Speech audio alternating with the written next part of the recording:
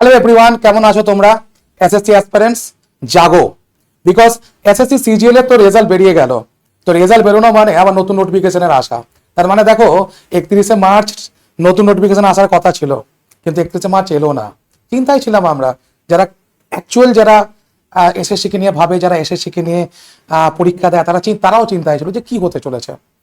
Hot করে আজকের দিনেই এলো রেজাল্ট, ঠিক আছে? তো রেজাল্ট আসা মানে নোটিফিকেশনও আসছে।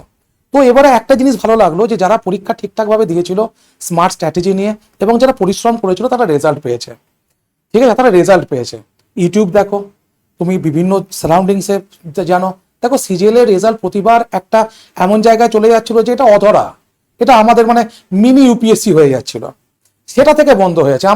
আমরা এডিকুইটিকে যতই গালমন্দ করি না কেন বা যতই খারাপ কথা বলি না কেন, এরা পরীক্ষাটা ঠিকঠাক নিয়েছে, কোশ্চেনের স্ট্যান্ডার্ডটাকে ঠিকঠাক রেখেছে। এরপরে তোমাদের পালা, যারা গতকালের রেজাল্ট দেখছো এবং ভাবছো, নিজের মধ্যে স্বপ্ন পুষছো যে আমরাও তো এটা পেতে পারি। ইয়েস, তোমরাও তো পেতে পারো। 8 পে কমিশনের পরে দেখো, আমি এই কথাগুলো বলি এই কারণে, বিকজ মানুষের যদি লোভ লালসা না থাকে, মানুষের যদি কোনো জায়গায়, তাহলে তার ডিজায়ার উৎপন্ন হয় না, তার স্বপ্ন দেখতেছে শেখে না। তাহলে আমি যদি ভাবি যে একটা চাকরি করে আমি 1 লাখ টাকা মাইনে পাবো, তবে আমার স্বপ্নটাকে আমি দ্বিগুণ করতে পারি, সেটাকে আমি পার্সিউ করতে পারি, তার জন্য আমি দিনরাত এক করে দিতে পারি। তাহলে আমি তোমাদের জন্য সিম্পল একটা টপিক নিয়ে এসেছি যে আমরা 90 দিনে কি করে আমাদের স্ট্র্যাটেজিটাকে ফুলফিল করতে পারি। মিনিমাম 90 দিন, তার কারণ হচ্ছে 90 দিনটা হচ্ছে মিনিমাম আমাদের কাছে টাইম, ম্যাক্সিমাম আমাদের কাছে টাইম আছে। অর্থাৎ 90 দিনের মধ্যে তোমার এক্সাম হতে চলেছে না সিজিএল, এটুকু তুমি নিশ্চিন্ত থাকো। তবে যদি হয়ে যায় তবুও 90 দিনের নিচে হবে না, ঠিক আছে? তো যাই হোক, এই স্ট্র্যাটেজি প্রথমে আমি যেটা যাবো, সেটা হয়তো অনেকে আইডিয়া করে বলছে যে স্যার এরপর বলবে যে 6 ঘন্টা পড়তে হবে, 8 ঘন্টা পড়তে, 10 ঘন্টা পড়তে হবে। দেখো, আমি এসএসসি সিজিএল এর স্টুডেন্টদের সাথে কথা বলছি এখন, আমি কোনো গ্রুপ ডি স্টুডেন্টদের সাথে কথা বলছি না যে শুধুমাত্র 30 নম্বরের পরীক্ষা যার হবে তাই না, যেখানে সোজা সোজা কিছু প্রশ্ন পড়বে। আমি এসএসসি সিজিএল এর স্টুডেন্টদের সঙ্গে কথা বলছি, যারা এসএসসি দেয় তাদের সঙ্গে কথা বলছি, যারা এসএসসি সিজিএল সিজিএসএল এমটিএস কে নিয়ে থাকে তাদের সঙ্গে কথা বলছি। তো তাদের সঙ্গে কথা বলতে গেলে আমি পরিষ্কার এই জায়গাটা উজ্জ্বল রাখছি, তুমি কতক্ষণ পড়াশোনা করবে আমি জায়গাটা উজ্জ্বল রাখছি, বিকজ এটা তোমরা বুঝে নেবে। তোমরা এইসব দিক থেকে অন্তত এতটুকু মেচিওর বা তোমাদের মেচিওরিটি আছে, আমি এইটুকু বিশ্বাস করি। তোমরা এইটুকু তোমার বিশ্বাস করি আমি এই জায়গাতে। তা আমি যে কথাটা বলবো সেটা হচ্ছে যে কি স্ট্র্যাটেজি, মানে ছোট ছোট যে জিনিসগুলো প্রয়োজন, সেগুলো একটা বিগ রেজাল্ট আমাদেরকে এনে দেয়। যেগুলোকে আমরা ভাবি যে এগুলো ক্ষুদ্র একটা জিনিস, এই জিনিসে কি এমন চেঞ্জেস হবে, সেগুলোই একদিন বড় চেঞ্জেস এনে দেয়, যেটা এবছর হয়েছে অনেক স্টুডেন্টের সাথে। একটু বলি তোমাদেরকে, দেখো আমি শুধুমাত্র 4টে রুলস তোমাদের জন্য লিখেছি, 4 গোল্ডেন রুলস। সেটা কি কি? প্রথমে কনসেপ্ট ক্লিয়ার করো, তারপর সিলেবাস বোঝো, তারপর পড়াশোনা করো। আরে না বাবা, এসব কিছু বলছি না আমি বলছি ফোকাস অন পিওয়াইকিউ। অর্থাৎ এইটা কে মাথায় বসিয়ে দিয়েছে স্টুডেন্টদের মাথায় গত বছর থেকে, যে যেহেতু টিসিএস চেঞ্জ করে এডিকুইটি এসে গেছে, অতএব প্রিভিয়াস ইয়ার কোশ্চেনের উপর কোনো জোর নেই। কিন্তু আজকে যারা সাকসেসফুল হলো তাদেরকে জিজ্ঞেস করো, তারা দিনরাত এক করে শুধুমাত্র প্রিভিয়াস ইয়ার কোশ্চেন প্র্যাকটিস করে গেছে এবং অ্যানালিসিস করেছে। এটা খুব প্রয়োজন। এটা ছাড়া তোমার জার্নি পুরোপুরি ব্যর্থ। প্রিভিয়াস ইয়ার কোশ্চেন যেখানে এত পরীক্ষা হচ্ছে, এত যেখানে প্রিভিয়াস ইয়ার কোশ্চেন আছে, সেখানে যদি প্রিভিয়াস ইয়ার কোশ্চেন না দেখি, তাহলে আমার পুরোটাই ব্যর্থ। আর প্রিভিয়াস ইয়ার কোশ্চেন থেকে আমার 50% প্রিপারেশন হয়ে যায়, সেটা কিন্তু আমরা জানি না। ডেইলি মক এবং তার অ্যানালিসিস, যদি তুমি মকটা দেওয়ার পর অ্যানালিসিস করতে পারো তবেই মক দেবে, আদারওয়াইজ কিছু প্রয়োজন নেই। বোঝা গেছে? মানে নিজেকে একটা আপগ্রেডেশনে নিয়ে যেতে হবে তোমাকে। তুমি যে জায়গায় আছো সেই জায়গা থেকে তুমি স্বপ্নটা দেখতে পারবে না। স্বপ্ন সফল করতে গেলে তোমাকে কষ্ট করতে হবে। কষ্ট মানে এমন কিছু নয় যে ইস আমার খুব কষ্ট হচ্ছে, এরকম টাইপের নয়। কষ্ট মানে তোমার মধ্যে যেন সেই একটা স্পিরিট থাকে, এই তো 3 মাস, এই 3 মাস পরে তুমি ভালো রেজাল্ট দেখতে চলেছি, এইটা যেন মনের মধ্যে থাকে।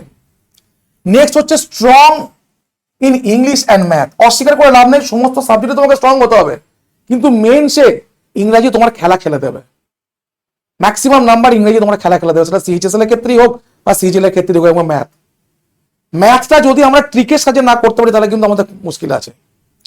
লিমিটেড সোর্সেস, ম্যাক্সিমাম রিভিশন, এইটা হচ্ছে আমি সবাইকে বলতে চাই, যে কোনো পরীক্ষার ক্ষেত্রে এটা প্রযোজ্য। আমরা কি করি? প্রচুর পরিমাণে বই কিনি, প্রচুর পরিমাণে কোর্স কিনি, সেটাই হচ্ছে সব থেকে বড় আমাদেরকে পিছিয়ে দেওয়া। এটা হচ্ছে রং স্ট্র্যাটেজি।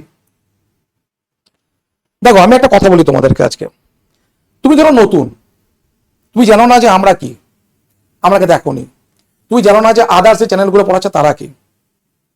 তোমাকে যদি আজ থেকে প্রিপারেশন নিতে হয়, তোমাকে যে কোনো একটা কাউকে বিশ্বাস করতে হবে, সেটা আমি হই বা অন্য কেউ হোক। তুমি যদি এটা করে ফেলো তাহলে তুমি 50% নিজের জায়গাটাকে এগিয়ে ফেললে। আর যদি তুমি আমাদেরকেও জায়গা দাও, আবার অন্যজনকেও জায়গা দাও, তাহলে তুমি তোমার নিজের জায়গাটাকে নষ্ট করে ফেললে। কথাটা বুঝলে কিনা? অর্থাৎ যত বেশি কোর্স কিনবো, যত বেশি আমি বই কিনবো, তত বেশি আমার মাইন্ডটা ডাইভার্ট হয়ে যাবে।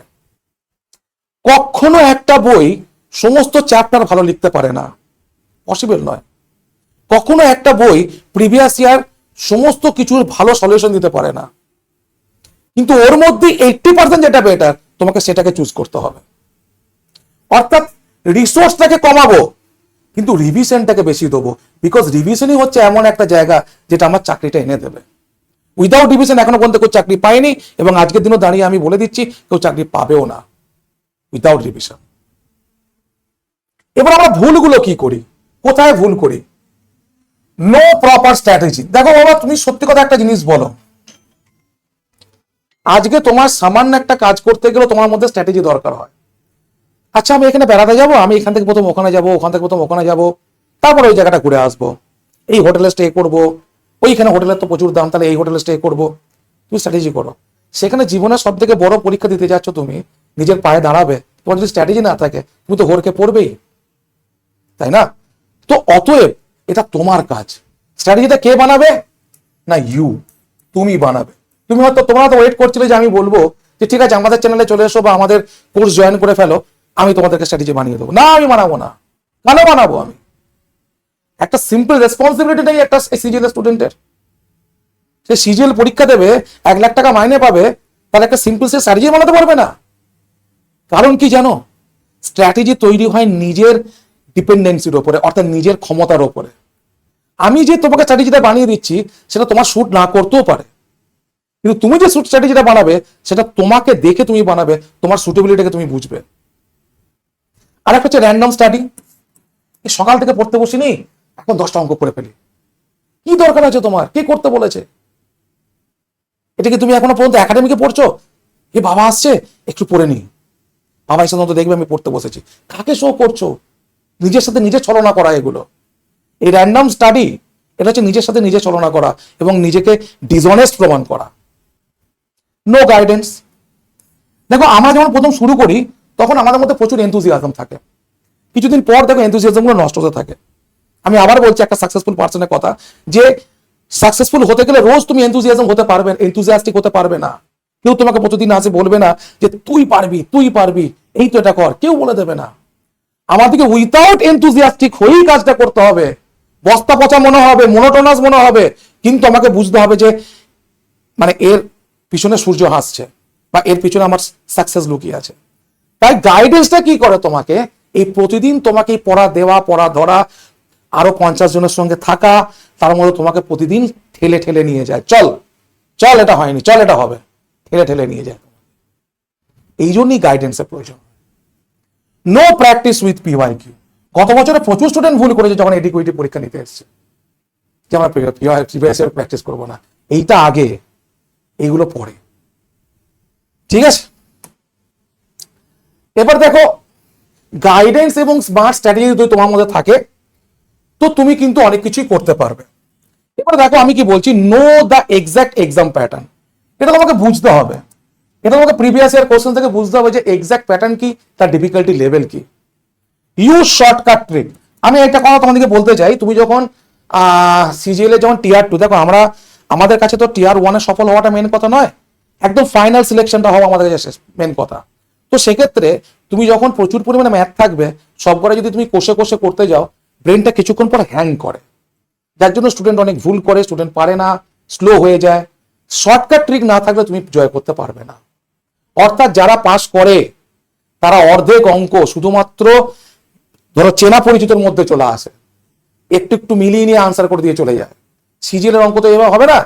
সিজিএল অঙ্ক করতে গেলে বুঝে যায় যে আচ্ছা এটা প্যাটার্ন, আমি তো জানি এটা, ঠিক আছে, কিন্তু ওইখানে অঙ্কটা পড়ার পরে তুমি যদি বোঝো যে না এটা আমাকে এভাবে করতে হবে, সময় নষ্ট হবে। এমনকি ইংলিশও, আমি যখন ইংলিশ এমসিকিউ করাই, দেখবে এমসিকিউ কিউটা করাতে হয়। আমি মানে পড়ার দরকার নেই, দেখো এটা কি দিয়েছে, এটা প্রেজেন্ট আছে, এটা পাস্টে আছে, আমি পাস্টের অপশনগুলো দেখবো। এইটা হচ্ছে স্ট্র্যাটেজি। স্ট্র্যাটেজি এরকম না যে সবকটা অপশন পড়বো, সবকটা অপশন দিয়ে মিলিয়ে দেখবো। It's not your strategy. দেখো, গাইডেন্স একটা প্রয়োজন আছে এইটাই, যে তোমাকে সমানভাবে বয়ে নিয়ে যাওয়ার জন্য। এবার আমি তোমাকে বলতেই পারি যে তুমি আমাদের কোর্স নাও, আমি বলবো অবশ্যই। এবং এই কোর্সের মধ্যে আমি কি কি রাখছি না, দেখো এখানে আমি আমাদের যে ব্যাচটা শুরু হচ্ছে এসএসসি ফাউন্ডেশন। এই এসএসসি ফাউন্ডেশন একটু কথা বলবো কি কি দেখো না। প্রথমে ধরো আমি নাউন প্রোনাউন এরকম রেখেছি তো চ্যাপ্টার ওয়াইজ, ঠিক আছে।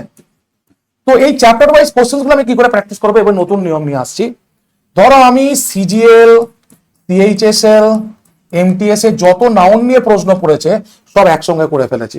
অর্থাৎ নাউন নিয়ে যেগুলো পড়বে সেগুলি তোমাকে করাবো, তুমি তখন এক্সাম প্যাটার্ন বুঝে যাবে।